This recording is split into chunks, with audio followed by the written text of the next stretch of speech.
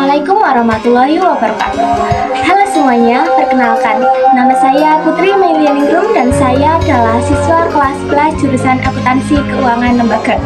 Hari ini saya ingin berbagi tentang kekuatan dan potensi diri saya dalam bidang akuntansi. Sebagai siswa akuntansi, saya memiliki beberapa kekuatan utama yang membantu saya dalam mencapai tujuan akademis dan profesional saya. Yang pertama, saya sangat teliti dan detail orient. Ini sangat penting dalam akuntansi karena setiap angka harus akurat.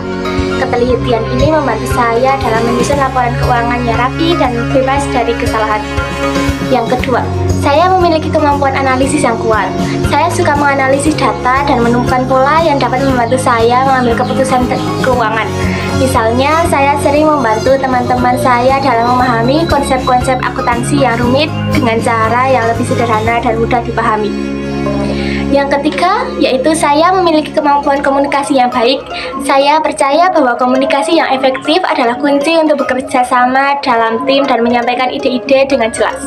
Saya sering menjadi juru bicara kelompok dalam presentasi kelas dan selalu berusaha untuk menyampaikan informasi dengan cara yang menarik dan mudah dipahami. Selain itu, saya juga aktif dalam kegiatan organisasi seperti organisasi lingkungan hidup yang membantu saya mengembangkan keterampilan, kepemimpinan, dan kerja sama tim.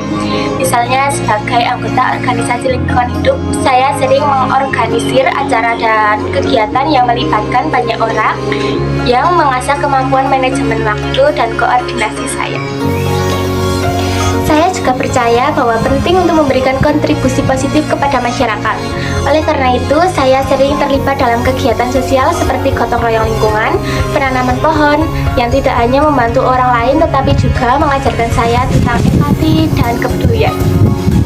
Dengan kombinasi kekuatan ini, saya yakin dapat mencapai kesuksesan dalam bidang akuntansi dan memberikan kontribusi positif di masa depan.